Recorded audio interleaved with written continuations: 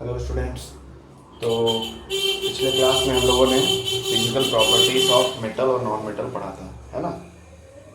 Metal और non metals के physical properties के बारे में लास्ट क्लास में हम लोगों ने पढ़ा था। इस क्लास में हम लोग पढ़ेंगे केमिकल प्रॉपर्टीज़। ठीक है, chemical properties, chemical properties of metals. पहले मेटल्स का पढ़ लेंगे, देन उसके बाद नॉन मेटल्स का कुछ केमिकल प्रॉपर्टीज। ओके, तो चलिए केमिकल प्रॉपर्टीज पढ़ते हैं मेटल की। तो केमिकल प्रॉपर्टीज में जनरली हम लोग पढ़ेंगे कि मेटल जो है अलग अलग तरह के एलिमेंट से या कंपाउंड से किस तरह से रिएक्ट करता है और उस रिएक्शन के बाद किस तरह का प्रोडक्ट हमको मिलता है, उसका नेचर क्या होता है, ये सारी चीज़ें हमको पढ़नी है। ओके, तो सबसे पहला है जो इसमें हेडिंग है टॉपिक, रिएक्शन विथ एयर। ठीक है, हवा के साथ रिएक्शन कैसा करेगा मेटल, क्या बनाएगा, किस तरह का प्रोडक्ट बनाएगा। तो हवा का मतलब है, हवा में जनरली जो रिएक्टिव गैस है वो हमारा ऑक्सीजन गैस ही है। उसके अलावा बाकी जो गैसेस हैं वो नॉन रिएक्टिव है। ठीक है, तो जब भी एयर लिखा रहेगा दैट मीन्स हमको ऑक्सीजन से रिएक्शन करके शो करना है। ठीक है, तो देखते हैं कि कोई मेटल जब ऑक्सीजन से या एयर से रिएक्ट करता है तो क्या प्रोडक्ट मिलता है। ठीक, मान लीजिए मैंने आयरन मेटल लिया, है ना, कोई मेटल ले सकते हैं, और उसको ऑक्सीजन से रिएक्ट कराया। ओके, तो ये रिएक्शन आप पढ़े होंगे, पहले चैप्टर में भी है। F2O3 आयरन ऑक्साइड बना दिया, है ना, F2O3। अब इसको बैलेंस कर सकते हैं, इसका बैलेंसिंग भी दिया है फर्स्ट चैप्टर में, तो आप प्रैक्टिस किए होंगे तो आसानी से कर लेंगे। यहाँ 2 आयरन है, यहाँ 1 आयरन है, 2 कर देते हैं। यहाँ 3 ऑक्सीजन, यहाँ 2 ऑक्सीजन, 3 2 एक दूसरे का मल्टीप्लाई कर देंगे दोनों का, 6 आएगा। तो यानी दोनों तरफ हमको 6 करना है। तो 6 करना है तो दैट मीन्स कि यहाँ पर 2 लगा देंगे, 2 3 का 6। तो यहाँ 6 करना है तो 3 लगा देंगे। अब यहाँ पे क्या हो गया, आयरन 2 2 या 4 हो गया। ठीक है, तो ये हो गया हमारा बैलेंस रिएक्शन। जब आयरन मेटल रिएक्ट किया ऑक्सीजन से या एयर से, एयर मीन्स ऑक्सीजन, तो हमको क्या मिला, आयरन ऑक्साइड मिला। ठीक है, इसी तरह से कोई और मेटल लेते हैं, कॉपर मान ले लिए, उसका ऑक्सीजन से रिएक्शन करेंगे। ऑक्सीजन से रिएक्शन का मतलब देखिए 2 मतलब होते हैं। ठीक है, ऑक्सीजन से रिएक्शन का मतलब होता है कि कंबशन। ठीक है, एयर से रिएक्शन कोई भी चीज़ करता है तो उसको अल्टीमेटली हम लोग कंबशन बोलते हैं, यानी वो जल रहा है। ठीक है, लेकिन सामान्यतः सारी चीज़ें जलती हुई नहीं दिखाई देती हैं। ठीक है, तो ऑलमोस्ट सभी केसेस में मान के चला जाता है कि जब ऑक्सीजन से रिएक्शन हो रहा है तो कंबशन टाइप का रिएक्शन हो रहा है। ठीक है, तो यहाँ पर भी यही है, कॉपर को जब ऑक्सीजन के प्रेजेंस में जलाया जाता है तो क्यूप्रिक ऑक्साइड बनता है, और ये किस कलर का होता है, ब्लैक। कॉपर होता है ब्राउन, ये भी रिएक्शन हम लोगों ने फर्स्ट चैप्टर में पढ़ा था। तो कॉपर जो होता है ब्राउन कलर का होता है, जब ऑक्सीजन के प्रेजेंस में वो जलाया जाता है, हीट किया जाता है, तो ब्लैक कलर का क्यूप्रिक ऑक्साइड या कॉपर 2 ऑक्साइड बना देता है। ठीक, तो ये हो गया। तो इस तरह से मेटल जो है ऑक्सीजन से रिएक्ट करके मेटल ऑक्साइड बनाते हैं। क्लियर। और भी कुछ हम लोग एग्जाम्पल लिख कर समझ सकते हैं। मान लीजिए एल्युमिनियम मेटल है, उसका ऑक्सीजन से रिएक्शन करा रहे हैं तो एल्युमिनियम ऑक्साइड बनेगा, Al2O3। ये सारे फार्मूले आपको याद करने पड़ेंगे, या तो आपको क्लास 9 पे जो केमिकल फार्मूला बनाने के लिए बताया गया था उससे भी आप कर सकते हैं, या फिर कुछ कुछ आप रिएक्शन लिखते जाएंगे तो आपको याद हो जाएगा कि किस कंपाउंड का क्या फार्मूला होगा। तो एल्युमिनियम ऑक्साइड का फार्मूला ये है, जब एल्युमिनियम ऑक्सीजन से रिएक्ट किया। ठीक है, अब इसको बैलेंस करना है, ये भी बैलेंस नहीं, इसको भी कर देते हैं बैलेंस। तो यहाँ 2 ऑक्सीजन, यहाँ 1 ऑक्सीजन, 2 लगा देते हैं। ठीक है, अब यहाँ 2 लग गया तो कॉपर के पहले भी 2, ये बैलेंस हो गया।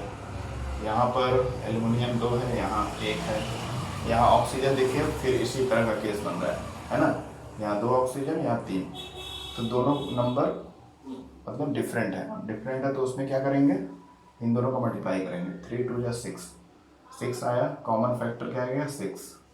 अब हमको ऑक्सीजन को दोनों साइड 6 करना है, यहाँ 3 है तो 2 से मल्टीप्लाई करेंगे, यहाँ 2 है तो यहाँ 3 से मल्टीप्लाई करेंगे, हो गया। अब इस 2 का मल्टीप्लाई करने से अमोनियम क्या हो गया 4, तो ये बैलेंस रिएक्शन हो गया। तो इस तरह से कई सारे एग्जांपल आप देखेंगे जिसमें मेटल जो है ऑक्सीजन से रिएक्ट करके मेटल ऑक्साइड बनाता है, जैसे आयरन ऑक्साइड, कॉपर ऑक्साइड, मतलब क्यूप्रिक ऑक्साइड अगर इसका केमिकल नाम बोलें तो, एल्युमिनियम ऑक्साइड, और इस तरह के कई सारे, ठीक है। और फिर क्या है, अब इसी तरह से मान लीजिए जिंक है, जिंक ऑक्सीजन से रिएक्ट करके बनाता है जिंक ऑक्साइड, ठीक है। फिर ऐसे टीन, एसएन, स्टैनेट बोलते हैं इसको, इसका नाम जो है कॉमन नेम है टीन या केमिकल नेम है स्टैनेट। तो स्टैनेट जब ऑक्सीजन से रिएक्ट करता है तो बनाता है स्टैनेट डाइऑक्साइड, ठीक। इस तरह के कई सारे रिएक्शन होते हैं। और एक लिख देते हैं लेड, लेड यानी जिसको सीसा बोलते हैं हिंदी में, वो जब ऑक्सीजन से रिएक्ट करता है तो बनाता है लेड ऑक्साइड, ठीक। तो ये जो ऑक्साइड बन रहा है यही हम लोग कोरोजन लेयर भी बोलते हैं ना, जैसे पहले चैप्टर में आप कोरोजन चैप्टर टॉपिक पढ़े होंगे। तो कोरोजन कैसे होता है, ऑक्सीजन और मॉइस्चर के प्रेजेंस में जब रिएक्शन करता है कोई मेटल तो उस मेटल के सरफेस के ऊपर एक लेयर बन जाता है ऑक्साइड का लेयर, तो उसी को हम लोग कोरोजन लेयर बोलते हैं। तो ये भी एक तरह से देखिए कोरोजन का ही लेयर बन रहा है ना, ठीक। तो देखिए एल्युमिनियम जब ऑक्सीजन से एयर से रिएक्ट करता है तो एल्युमिनियम ऑक्साइड बनाता है, और ये किस कलर का रहता है एल्युमिनियम ऑक्साइड, वाइट कलर का, ठीक है। तो आप देखते होंगे, कभी आप ध्यान से देखेंगे एल्युमिनियम का कोई बर्तन है उसमें पानी वगैरह रखा जाए, लंबे समय तक रखा जाएगा तो उसमें वाइट पाउडर जैसा रहता है, थोड़ा सा उसके सरफेस से काफ़ी हार्डली जुड़ा हुआ रहेगा, रफ सरफेस जैसा। तो वाइट वाइट जो होता है वो एल्युमिनियम ऑक्साइड होता है, जो ऑक्सीजन से रिएक्ट करके एल्युमिनियम का ऊपर का सरफेस बनाता है।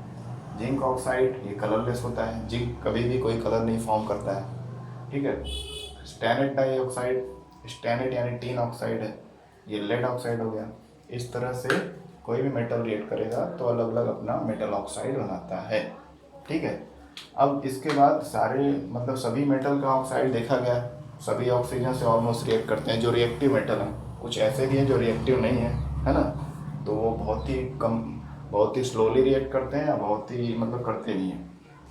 तो मेटल ऑक्साइड जो बना अलग अलग मेटल का ऑक्सीजन से रिएक्शन के बाद, उनके भी कई सारे कैटेगरी पाए गए, ठीक है। तो कुछ मेटल ऑक्साइड जो होते हैं, ऐसे बहुत सारे मेटल होंगे, हम तो कुछ ही अभी एग्जांपल पढ़ रहे हैं, तो मेटल ऑक्साइड यही आपके लिए सफिशिएंट है बुक के हिसाब से। तो मेटल ऑक्साइड जो बनता है मेटल और ऑक्सीजन के रिएक्शन के बाद, उसके भी 3 कैटेगरी हैं। पहला है एसिडिक ऑक्साइड, दूसरा है बेसिक ऑक्साइड, और तीसरा है एम्फोटेरिक ऑक्साइड, ठीक है, एम्फोटेरिक ऑक्साइड, ठीक। तो जो भी मेटल ऑक्सीजन से रिएक्ट करता है और ऑक्साइड बनाता है उसका 3 तरह का नेचर हो सकता है, तीनों एक ही में नहीं पाया जाएगा, अलग अलग, ठीक है। कोई बेसिक ऑक्साइड बनाएगा, बेसिक ऑक्साइड मतलब वो जब वाटर में मिक्स किया जाएगा वो ऑक्साइड, मेटल का ऑक्साइड, तो वो बेस की तरह काम करेगा, यानी रेड लिटमस को ब्लू में कन्वर्ट करेगा। कुछ ऑक्साइड जो रहेंगे उनको वाटर में मिक्स करेंगे तो एसिड बनाएगा और वो ब्लू लिटमस को रेड में कन्वर्ट कर देगा। और कुछ ऑक्साइड जो होंगे, जैसा यहाँ लिखा है नाम एम्फोटेरिक, एम्फो जो शब्द बना है एम्फी से बना है, एम्फी का मतलब होता है डुअल, जैसे एम्फीबियन आप पढ़े होंगे शब्द, एम्फीबियन का मतलब होता है मेढक या उसके जो ग्रुप के एनिमल्स होते हैं, जैसे डुअल लाइफ रहता है, पानी में भी रहते हैं और ज़मीन पे भी, लैंड पे भी रहते हैं। तो वही जो एम्फी वर्ड से बना हुआ है, एम्फोटेरिक यानी डुअल बिहेवियर, 2 तरह का बिहेवियर वाले ऑक्साइड जो होते हैं उनको एम्फोटेरिक ऑक्साइड बोलते हैं, ठीक है। Amphoteric oxide behaves like acid as well as base, ठीक है। तो कुछ ऐसे भी ऑक्साइड होते हैं जो एसिड और बेस दोनों की तरह बिहेव करते हैं, एक ही कंपाउंड। जैसे एग्जांपल के लिए, ठीक है, इनका तो बहुत सारा एग्जांपल है, इसको अभी खास स्पेशली नहीं पढ़ना है। एम्फोटेरिक ऑक्साइड का जनरली पूछा जाता है तो इसको आपको पढ़ना है कि amphoteric oxide are those oxide which behave as a acid and as a base. Acid और बेस दोनों की तरह बिहेव करते हैं, यानी ये दोनों से रिएक्ट कर पाएंगे, एसिड से भी रिएक्ट कर लेंगे, बेस से भी। इसके एग्जाम्पल क्या हैं एम्फोटेरिक के, जिंक ऑक्साइड यहाँ पर, है ना। जिंक ऑक्साइड के बाद इसका एग्जाम्पल और क्या है, ये stannate oxide, stannate dioxide, tin oxide जिसको बोलते हैं, फिर लेड ऑक्साइड, फिर एल्यूमिना Al2O3।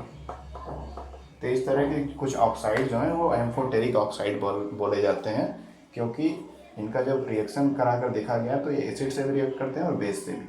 बाकी जो केवल एसिडिक ऑक्साइड बनते हैं किसी रिएक्शन में वो केवल बेस से रिएक्ट करेंगे, जो बेसिक ऑक्साइड बनेगा वो केवल एसिड से रिएक्ट करता है। बट एम्फोटेरिक वाले ऑक्साइड जो बनते हैं वो एसिड और बेस दोनों से रिएक्ट करते हैं, इसलिए इनका अलग नेचर या अलग नाम रख दिया गया है। अलग नेचर या अलग बिहेवियर की वजह से एम्फोटेरिक ऑक्साइड नाम रख दिया गया। ठीक है, ओके, ये सब हो गया। अब हम लोग देख लेते हैं कि किस तरह से ये एम्फोटेरिक ऑक्साइड रिएक्ट करते हैं। ये एसिड और बेस दोनों से रिएक्ट करते हैं, तो किसी एक दो पर देख लेते हैं एग्जाम्पल, है ना। तो फटाक से देखते हैं एम्फोटेरिक ऑक्साइड का। तो देखिए रिएक्शन विद एयर में ही ये सारी चीज़ें चल रही हैं।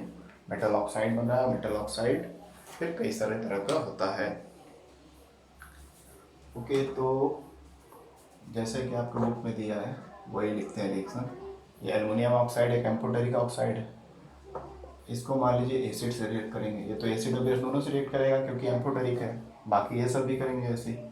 तो एल्युमिनियम जब हाइड्रोक्लोरिक एसिड से रिएक्ट करेगा एल्युमिनियम ऑक्साइड, तो क्या बनाएगा, इसको मिटा देते हैं या फिर रहने देते हैं, एल्युमिनियम क्लोराइड, ठीक है।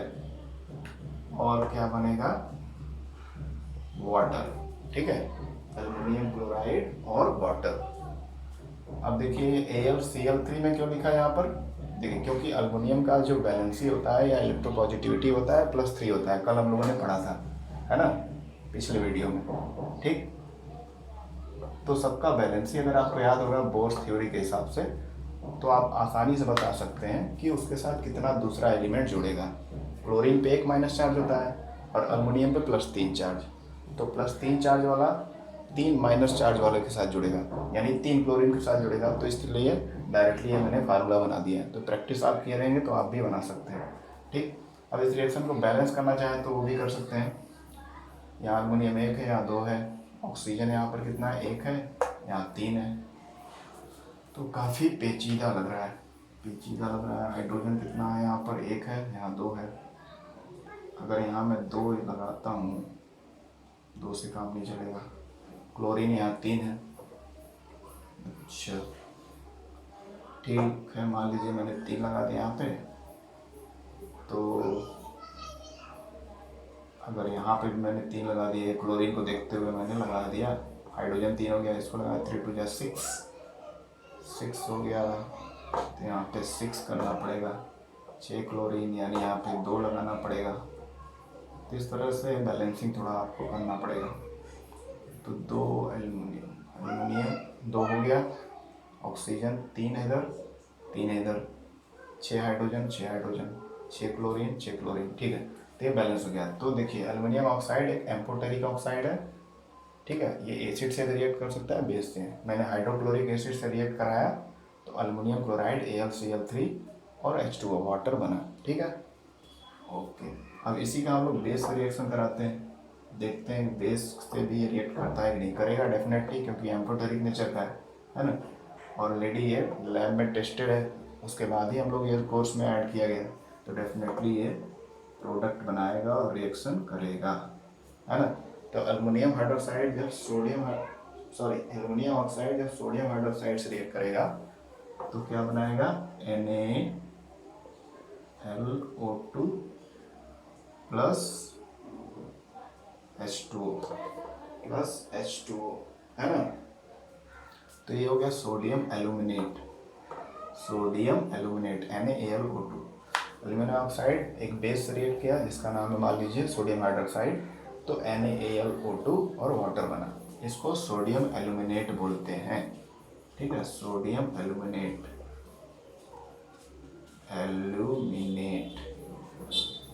इसको भी आप अपने से बैलेंस करिएगा, ठीक है। ये होमवर्क के रूप में मैं दे रहा हूँ, इसको आप बैलेंस करिएगा, बैलेंस करना भी ज़रूरी है, ठीक। तो ये एम्फोटेरिक ऑक्साइड हो गया, एल्युमिनियम ऑक्साइड और बहुत सारे और भी हैं जो एसिड और बेस दोनों से रिएक्ट करते हैं, जिसका एग्जाम्पल यहाँ पे सामने दिख रहा है आपको। ओके, ठीक है, चलिए अब आगे बढ़ते हैं। अब आगे थोड़ा सा समझते हैं, ये सारी चीज़ें तो क्लियर हो गई। उसके बाद हम लोग पढ़ेंगे नेक्स्ट टॉपिक, क्या है वो,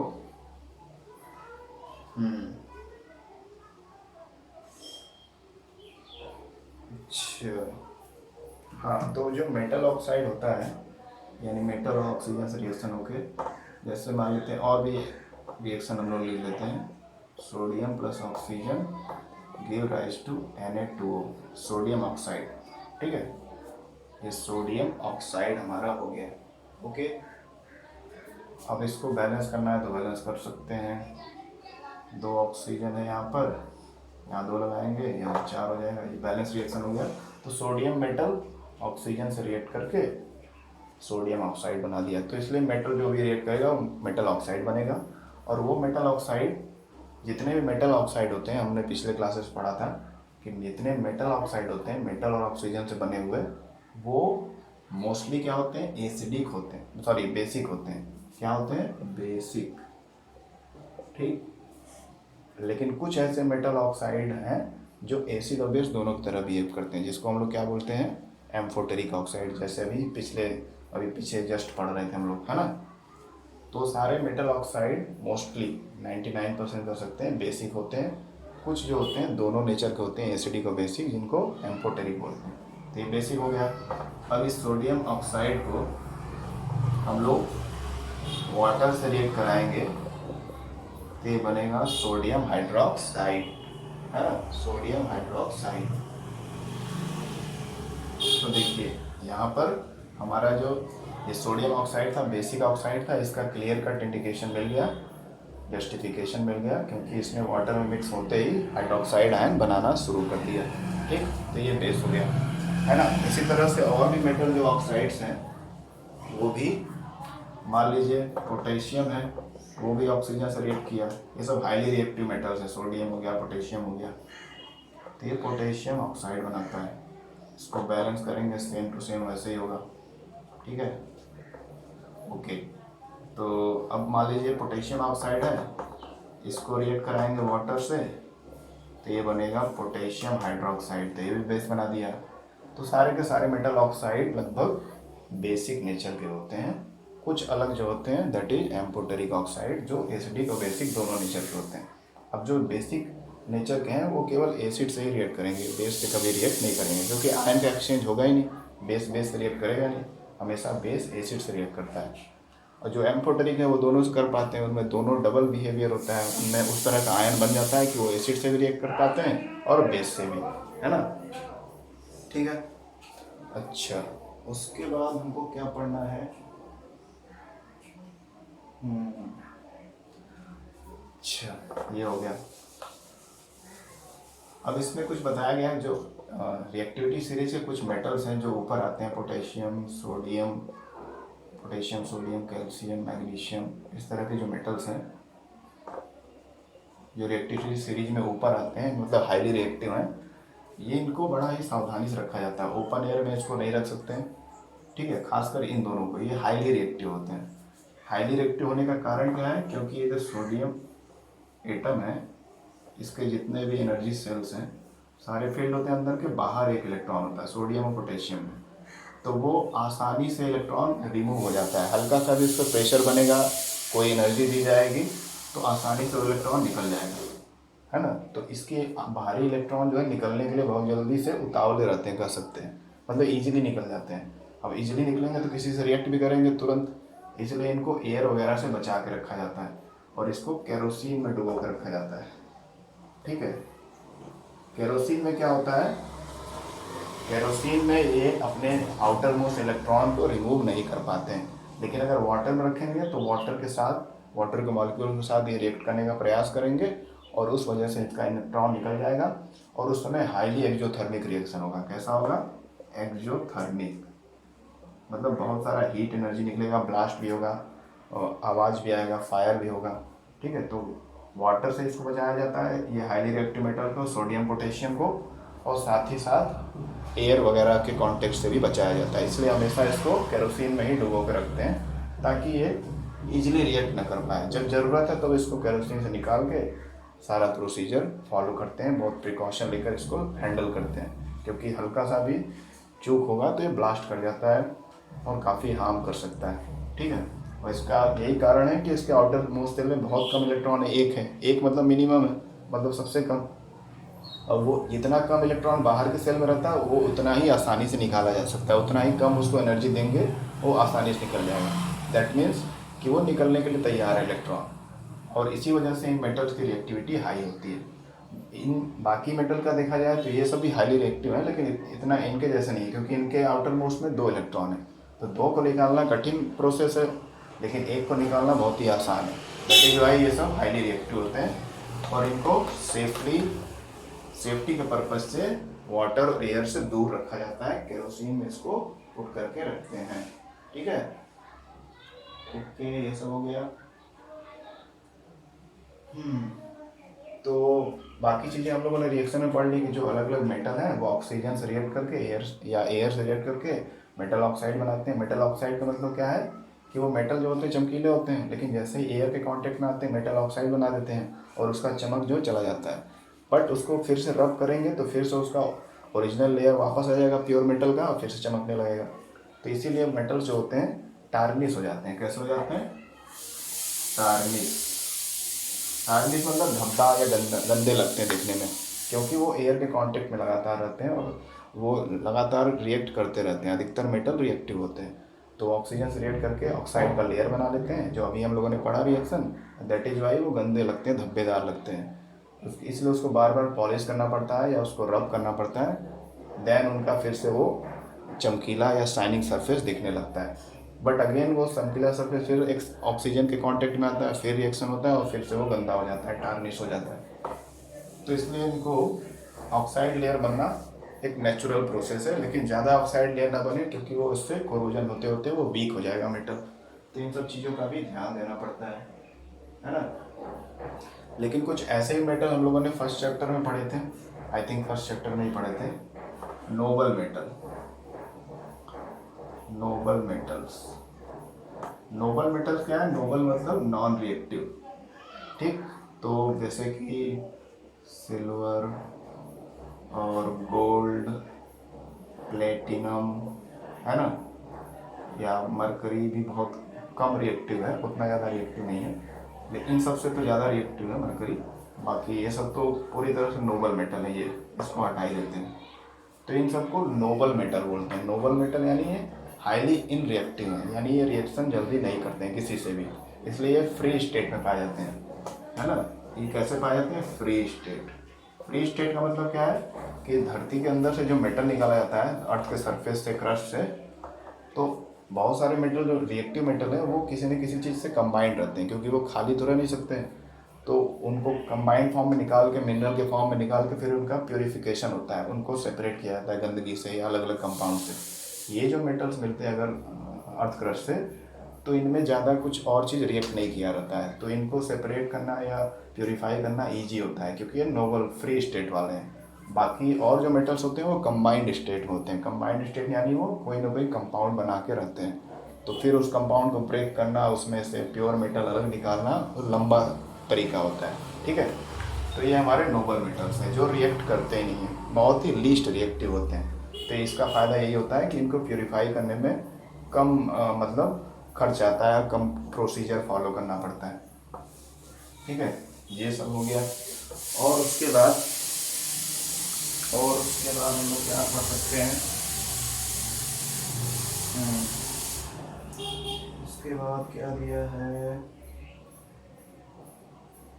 अच्छा, ये सारी चीज़ें हो गई।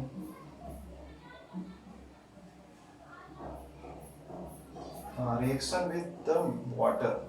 रिएक्शन विथ वाटर अगला जो टॉपिक हमारा है, reaction with water. Reaction with water, अभी तो पहला था टाइप रिएक्शन विथ एयर, अब हमारा दूसरा टॉपिक है केमिकल प्रॉपर्टीज में मेटल का रिएक्शन विद वाटर, वाटर से किस तरह से वो रिएक्ट करते हैं, है ना, वाटर से उनका रिएक्शन किस तरह से होता है, इसको देखना है। ठीक है, तो चलिए देखते हैं क्या होता है।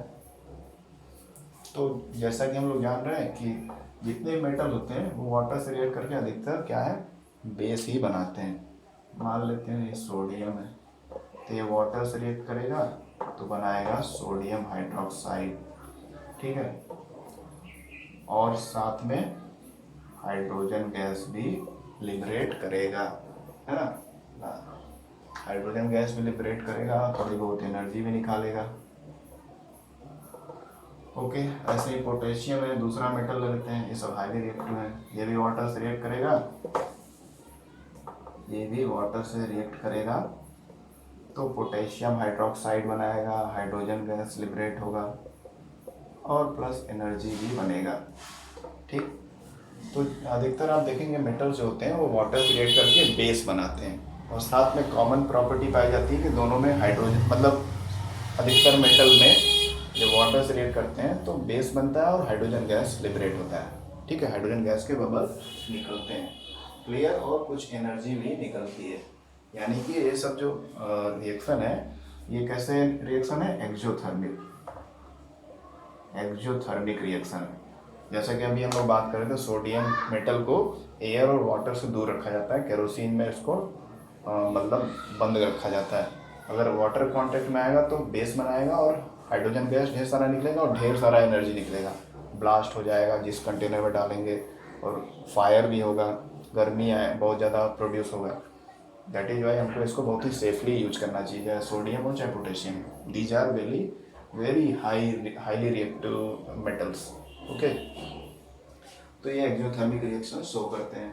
ठीक है, उसके बाद लेकिन सारे के सारे मेटल इतने रिएक्टिव तो है नहीं, कुछ बहुत रिएक्टिव जैसे ये हैं, सोडियम पोटेशियम बहुत रिएक्टिव, बहुत ज़्यादा हीट एनर्जी निकालते हैं और साथ में नॉर्मल प्रोडक्ट बनाते हैं, बेस और हाइड्रोजन। लेकिन कुछ कम रिएक्टिव होते हैं, है ना, तो कम रिएक्टिव वाले क्या करते हैं, वाटर के साथ रिएक्ट करके वो भी बेस बनाते हैं। जैसे कैल्शियम हो गया, कैल्शियम है तो रिएक्टिविटी सीरीज में ऊपर, ये है भी अच्छा खासा रिएक्टिव मेटल है, बट इतना ज़्यादा रिएक्टिव नहीं है कि इतना ज़्यादा हीट एनर्जी निकाले जैसा सोडियम और पोटेशियम निकालते हैं। तो कैल्शियम जब वाटर से रिएक्ट करता है तो कैल्शियम हाइड्रोक्साइड बनाता है। ठीक है, कैल्शियम हाइड्रोक्साइड, जिसको स्लैग्ड लाइम भी बोलते हैं। क्या बोलते हैं, स्लैग्ड लाइम, या लाइम वाटर भी बोलते हैं इसको, कई सारे इसके कॉमन नेम है ना। तो यहाँ पर क्या समझ आया कि यहाँ पर हीट एनर्जी बहुत ही कम बनती है, बहुत ही कम। तो इस मतलब ये एक्सोथर्मिक रिएक्शन जैसा तो है, लेकिन हाईली एक्सोथर्मिक रिएक्शन नहीं है, बहुत ज़्यादा हीट एनर्जी यहाँ नहीं बनता है, जबकि इन दोनों केस में बहुत ज़्यादा हीट एनर्जी प्रोड्यूस होता है, क्योंकि ये हाईली रिएक्टिव है। इसलिए इनको बहुत केयरफुली धीरे धीरे इनका रिएक्शन करना पड़ता है, नहीं तो ये बहुत सारा डैमेज भी कर सकते हैं। ठीक है,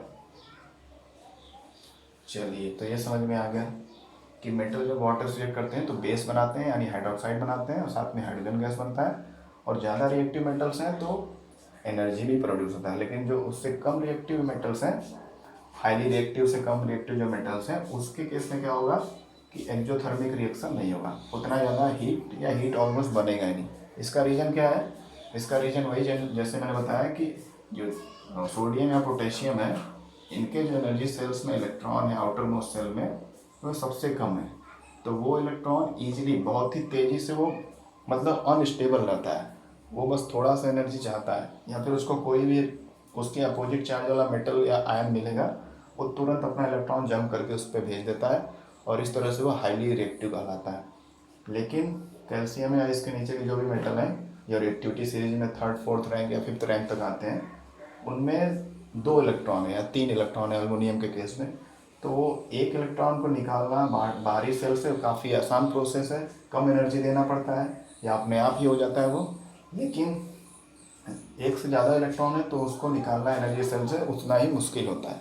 ठीक है, जैसे जैसे आटोम सेल में इलेक्ट्रॉन की संख्या बढ़ती जाती है, वैसे वैसे उसको निकाल पाना मुश्किल हो जाता है। ठीक है, तो क्योंकि वो स्टेबिलिटी की तरफ बढ़ जाता है। That is why sodium potassium के कंपैरिजन में कैल्शियम या इसके बाद के एलिमेंट जो हैं या मेटल्स हैं, वो लेस रिएक्टिव होते हैं, लीस्ट नहीं बोलेंगे, लेस, इससे काफ़ी लेस होते हैं। ठीक है, तो यही रीज़न है कि, और जो ज़्यादा रिएक्टिव एलिमेंट है वो जल्दी से रिएक्ट करेगा, तुरंत उसका इलेक्ट्रॉन दूसरे एटम से रिएक्ट कर जाएगा, वाटर से या किसी और चीज़ से।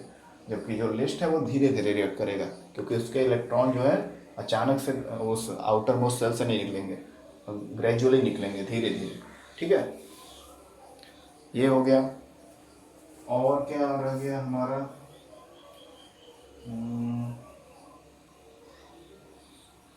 हाँ, तो कुछ ऐसे मेटल है, देखिए जैसे कैल्शियम है, ये नॉर्मल वाटर से, ठंडे वाटर से भी रिएक्ट कर जाता है। लेकिन जो मैग्नीशियम मेटल है, मैग्नीशियम रिबन के फॉर्म में जो होता है, ये कोल्ड वाटर से रिएक्ट नहीं करता है। ठीक है, अब यही जो है, इन दोनों मेटल के बाद, सोडियम पोटेशियम के बाद जो रिएक्टिविटी सीरीज में नीचे आते हैं, उनके साथ यही झमेला है कि ये किसी पार्टिकुलर कंडीशन में ही रिएक्टिव होते हैं, जबकि ये हर समय रिएक्टिव होते हैं, सोडियम पोटेशियम। तो मैग्नीशियम क्या है, ठंडे पानी से रिएक्ट नहीं करता है, लेकिन पानी को गर्म कर देंगे, यानी पानी का टेम्परेचर बढ़ा देंगे, तो उसमें जैसे ही मैग्नीशियम रिबन डालेंगे तो मैग्नीशियम के इलेक्ट्रॉन, जो 2 इलेक्ट्रॉन है, जल्दी जल्दी निकल जाएंगे और वो रिएक्ट करने लगेगा। और रिएक्ट करके क्या बनाएगा, मैग्नीशियम हाइड्रोक्साइड बनाएगा, वही चीज़ बेस बनाएगा और हाइड्रोजन गैस बनाएगा, बट स्लोली बनाएगा। या फिर किस केस में बनाएगा, हॉट वाटर में, कोल्ड वाटर में नहीं रिएक्शन देगा, जबकि ये कोल्ड वाटर में भी दे रहा था रिएक्शन। ठीक है, तो ये सारी चीज़ें एक्सेप्शन भी हम लोगों को याद करनी रहेंगी, है ना। ओके, और क्या कर सकते हैं, एल्युमिनियम आयरन का रिएक्शन। अब ये जो हाइड्रोजन गैस बन रहा है, जैसे ही हम लोग डालेंगे तो बबल के रूप में दिखेगा, या मेटल डाले रहेंगे, मान लीजिए कंटेनर है ना, इसमें मैंने मैग्नीशियम रिबन डाल दिया, एक पानी है, गर्म पानी, तो जैसे रिएक्शन स्टार्ट होगा, इसके मैग्नीशियम रिबन के ऊपर छोटे छोटे बबल दिखने लगेंगे, वो बबल किसके रहेंगे, हाइड्रोजन गैस के रहते हैं। ठीक है, तो इस तरह से हम लोग फाइंड आउट कर सकते हैं। अब उसके बाद और कुछ मेटल्स का हम लोग रिएक्शन देख लेते हैं वाटर से, है ना। और कौन से मेटल हम लोग ले लें, एल्युमिनियम और आयरन। एल्युमिनियम मेटल का रिएक्शन करते हैं वाटर से, और आयरन मेटल का रिएक्शन करते हैं वाटर से, देखते हैं क्या प्रोडक्ट बनता है। ठीक है, तो एल्युमिनियम से जब रिएक्शन होगा तो एल्युमिनियम ऑक्साइड बनेगा, आयरन से होगा तो आयरन ऑक्साइड बनेगा।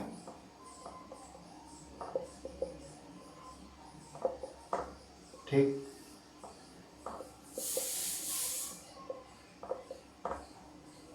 तो इस तरह का प्रोडक्ट हमको देखने को मिलता है, प्राप्त होता है, जब एल्युमिनियम और आयरन के मेटल वाटर से रिएक्ट करते हैं, है ना। ये वाटर वेपर के फॉर्म में बनता है। तो एल्युमिनियम मेटल को पानी में डालेंगे, एल्युमिनियम ऑक्साइड बनेगा, जो कि एम्फोटेरिक ऑक्साइड है, अभी हम लोग पढ़े थे, है ना। एसिडिक और बेसिक दोनों बिहेवियर करता है, और साथ में वाटर वेपर बनता है। आयरन को वाटर से रिएक्ट कराएंगे तो आयरन ऑक्साइड बनेगा, Fe3O4, इसको मैग्नेटाइट बोलते हैं, इसका नाम है मैग्नेटाइट। ये एक तरह का ओर है, आयरन का ओर, जैसे ज़मीन से हम लोग जो प्राप्त करते हैं मेटल इम्प्योर फॉर्म में। इम्प्योर फॉर्म में क्यों प्राप्त करते हैं, क्योंकि वो मेटल रिएक्टिव होता है, अलग अलग चीज़ों से रिएक्ट कर जाता है। तो जो इम्प्योर फॉर्म में मिलता है आयरन का ओर, उसका एक फॉर्म ही होता है मैग्नेटाइट, Fe3O4 इसका फार्मूला होता है। ठीक है, हाँ, तो ये 2 रिएक्शन हो गए, एल्युमिनियम का वाटर से रिएक्शन, आयरन का वाटर से रिएक्शन, जिसमें दोनों ऑक्साइड बना रहे हैं और साथ में हाइड्रोजन गैस बना रहे हैं। मैं वाटर क्यों लिख रहा हूँ, ये गड़बड़ कर दिया मैंने। हाइड्रोजन गैस, जैसे कि पीछे अभी हम लोगों ने पढ़ा था, सिमिलर वही होगा कि जब भी कोई मेटल रिएक्ट करेगा, तो पीछे हम लोगों ने पढ़ा था कि मेटल हाइड्रोक्साइड बन रहा था, लेकिन ये जो मेटल्स हैं ये रिएक्टिविटी सीरीज में और नीचे आते हैं।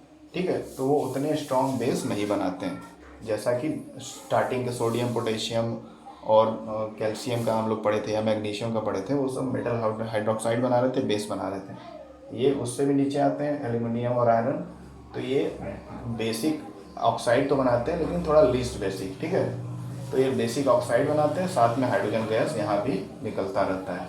ओके, अब ये रिएक्शन को बैलेंस करने का जिम्मेदारी आपका है, या फिर मैं भी कर दूँ। चलिए करते हैं इसको जल्दी से। 2 हाइड्रोजन 4 ऑक्सीजन, यहाँ पे मैं 4 लगा दूँ, 4 गुना के 8, 4 यहाँ लग गया। आयरन पे यहाँ 3 लगा दूँ, 4। ऑक्सीजन कितना है? 4। ठीक है, बैलेंस हो गया। एल्युमिनियम यहाँ पर कितना है? कितना है? 2 लगा दें अगर यहाँ पर, 2 एल्युमिनियम हो गया। ऑक्सीजन 3, यहाँ पे 1, यहाँ 2 हाइड्रोजन, 2 हाइड्रोजन बैलेंस है। अच्छा, हाइड्रोजन बैलेंस है, फिर कैसे होगा? 3 ऑक्सीजन। अच्छा, यहाँ 3 ऑक्सीजन, यहाँ 3 है, यहाँ 1 है ना, 3 से मल्टीप्लाई कर दें, 3 हो गया। 3 दूना के 6, यहाँ 6 हाइड्रोजन, 2 एल्युमिनियम, 3 ऑक्सीजन। यहाँ 6 करने के लिए 3 से मल्टीप्लाई करेंगे, है ना? ठीक है, तो ये हो गया हमारा कुछ मेटल्स का रिएक्शन वाटर से। स्टार्टिंग के जो मेटल थे हाईली रिएक्टिव, वो मैग्नीशियम मतलब हाइड्रोक्साइड के फॉर्म बना रहे थे, बेस बना रहे थे, स्ट्रॉन्ग बेस। उसके बाद के जो मेटल्स हैं रिएक्टिविटी सीरीज में, वो ऑक्साइड बना रहे हैं, और साथ में कॉमन प्रोडक्ट हाइड्रोजन गैस तो बन ही रहा है, जो स्टार्टिंग केस में भी बन रहा था और यहाँ पे भी बन रहा है। ठीक, तो ये सारी चीज़ें हैं, इन सब